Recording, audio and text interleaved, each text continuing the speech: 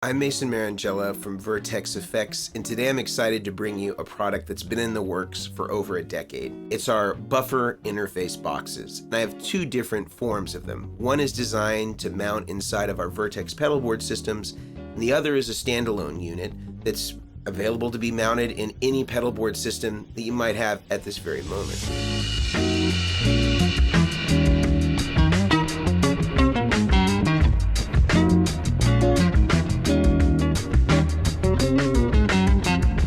Now, before we get into the particulars of these buffers, I want to first just generally define what a buffer actually is and what it does.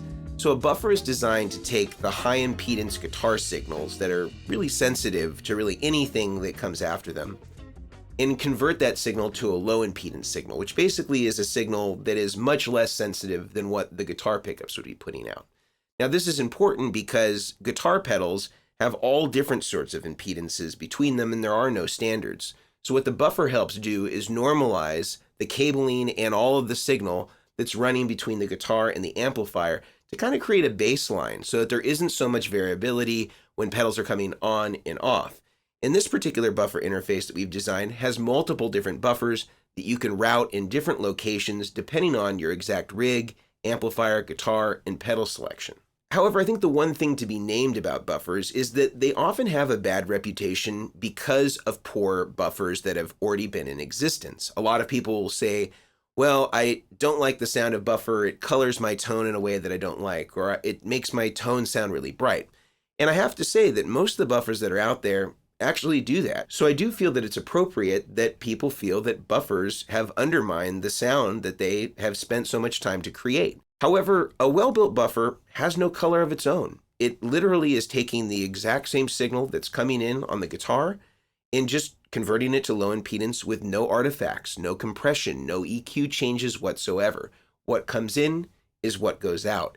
And we've spent the last decade painstakingly voicing our buffer so that it has no character other than exactly what your guitar is putting into it. So let's actually test it and just see how neutral it really is. I'm going to take a guitar cable that's 10 feet, going to go right into my amplifier, strum a couple chords. Then I'm going to take that same 10-foot guitar cable, I'm going to plug it into the buffer.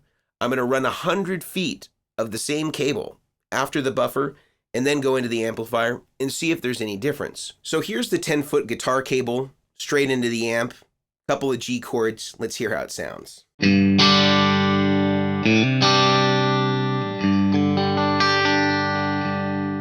Now I'm going to take this 10-foot cable, plug it into the input buffer, then run 100 feet of cable out of the input buffer into the front of the amp so we can hear how the buffer drives that 100 feet of cable and whether there's any difference.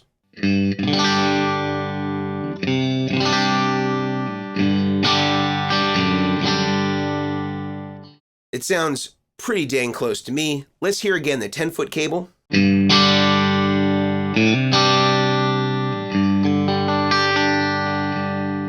Now let's hear that 10-foot cable with the buffer and then 100 feet of cable.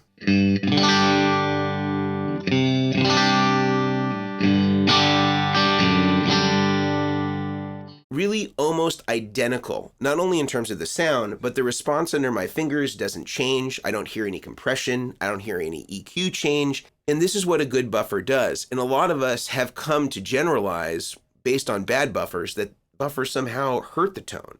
But if you're getting the right buffer that's designed for this application, and as somebody who's been building pedalboard rigs and buffers for almost 15 years, I can tell you that this is truly doing the job of the buffer and is not going to change the core elements of the tone that you've already developed. But let's now talk about the two different buffers that are available. Now, these two buffers are identical. The circuit boards are exactly the same. The components are exactly the same. The only difference is the metal enclosure that they're placed into. And the one on my right here, is designed for everyday guitar players that have a rig that maybe isn't one that's designed by us at Vertex Effects. This could be a pedal train, Temple Audio, any variety of pedal board this will work on, and is really for players that want to have something that's flexible that they can take and place into any rig. Now this can mount to your pedal board with Velcro, dual lock, or power grip. Really any type of Velcro will work for this to mount to your pedal board.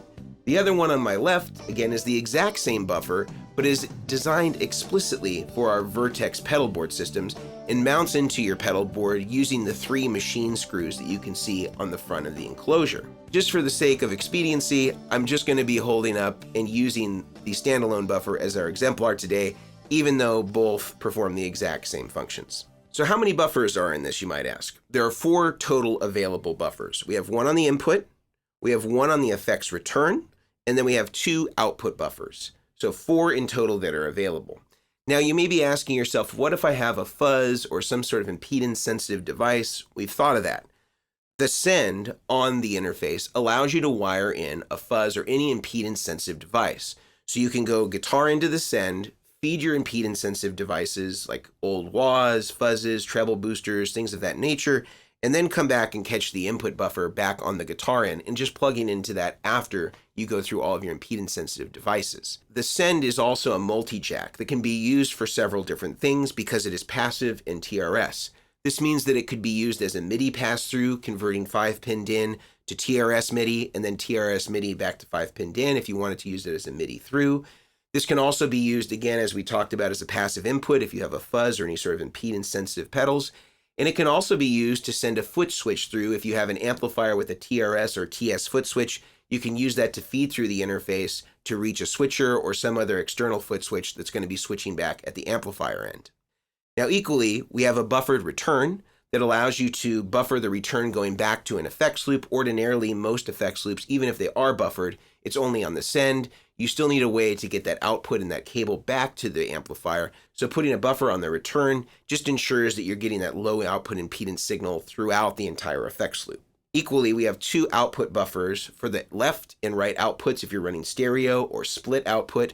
And we also have an isolation transformer with a polarity switch so that you can make sure that you get total galvanic isolation of your 2 amplifiers. Again, whether that's stereo, whether that's split mono, whether that's wet, dry, wet, you can ensure that you're getting an absolute quiet, ground hum free rig that's going to perform exactly the way that you expect. And that polarity switch ensures that the 2 amps remain in phase as you're running a multiple amp setup. Everything runs on 9 volts on the input. There's no need to add more voltage than that. It's already running at max headroom internally, so you have all the headroom that you're going to need in order to ensure that there is 0 clipping. And for the isolation transformer, we're using an audiophile grade transformer that sounds absolutely transparent, that will not distort or clip irrespective of the pedals that are running into it, which is often a problem with many other isolation transformers and other available over-the-counter buffers. Also, as a bonus feature, you can use the effects loop, if you don't happen to have amps with effects loops, as an audition loop or insert loop to bring in effects off of the pedal board but in the middle of your signal path. It allows you to use the return as an output and the send as an input. So you can send out to external effects wherever in the signal path it is that you want. And if you do use an audition loop and you've wired that function into the interface and you're not using any external pedals for any particular gig, just use a short patch cable and that will ensure that it bridges the send to the return so it doesn't break the signal path when you're not using an effect externally. Also, one other thing to name is that there isn't a tuner out on this interface box. In order to ensure that we are getting the most value and bang for the buck, we did not include a tuner out, but there is an easy way to make a tuner out from this box. All you need to do on the output of the input buffer, which is this jack right over here, is just put a Y cable. And I'll show a Y cable above so you know exactly what it is that I'm talking about. It's basically just a splitter cable. And one side will go to the first pedal in your signal path, and the other side of the Y cable will feed the input of the tuner. That's exactly what would be done inside of any sort of buffer interface box. It would just be done internally, paralleling that output jack, instead of doing it externally with a cable. There wouldn't be any degradation of the tone, and there wouldn't be any parallel loading. Again, with that 100 ohm output impedance, it's going to have no problem driving that Y cable with 0 color whatsoever.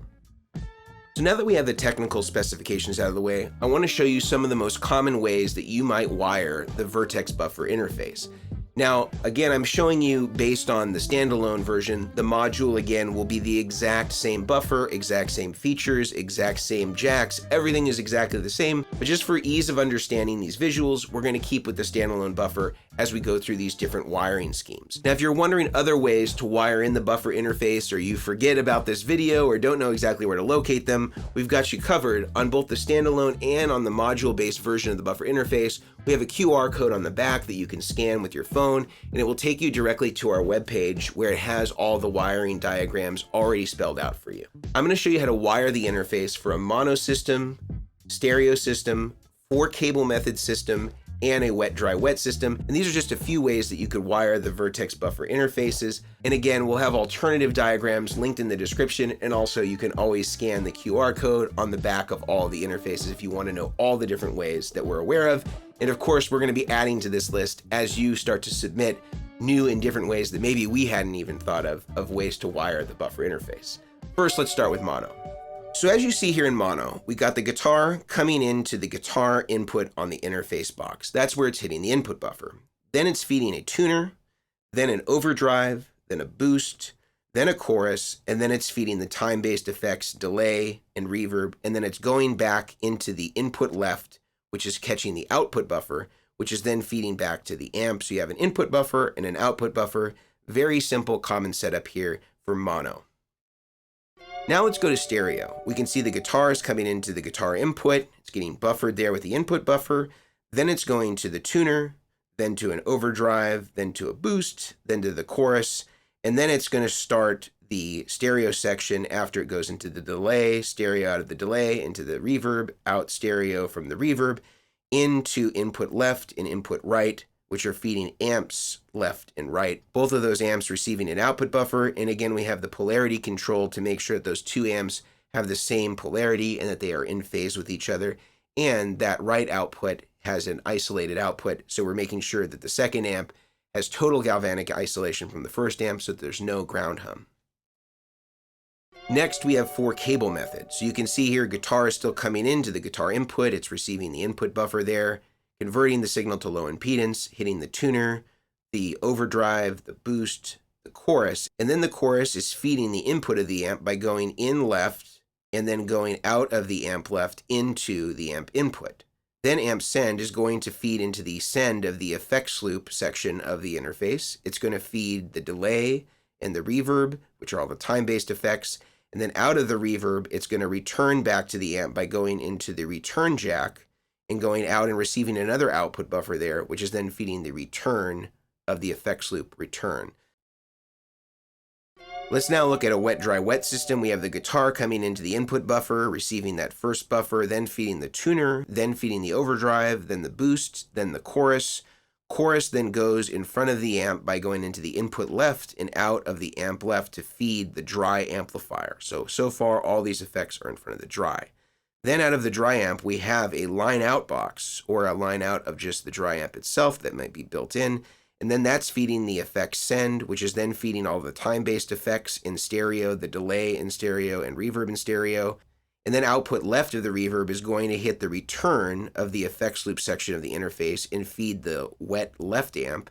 And then out of the reverb output right, it's going to feed the input right and go out of amp right output, which is all galvanically isolated with the ISO transformer.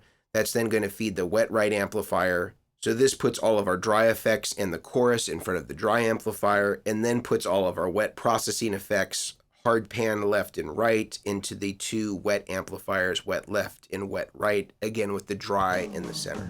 So I hope this was something that you found valuable. I know that buffers are not always the thing that we want to spend the big money on, but it is one of those things that's going to ensure that you get the very most out of all the pedals that you've invested in for your rig, to ensure that not only are you going to get that same tone as the guitar plugged into the amplifier with nothing in between when all your pedals are in bypass, but when your pedals are on, they're going to perform the way that they would as though it was just the guitar and the amplifier and nothing else in between. That's really the performance that we want out of our pedals, and we're spending all that money on pedals to get the most out of them.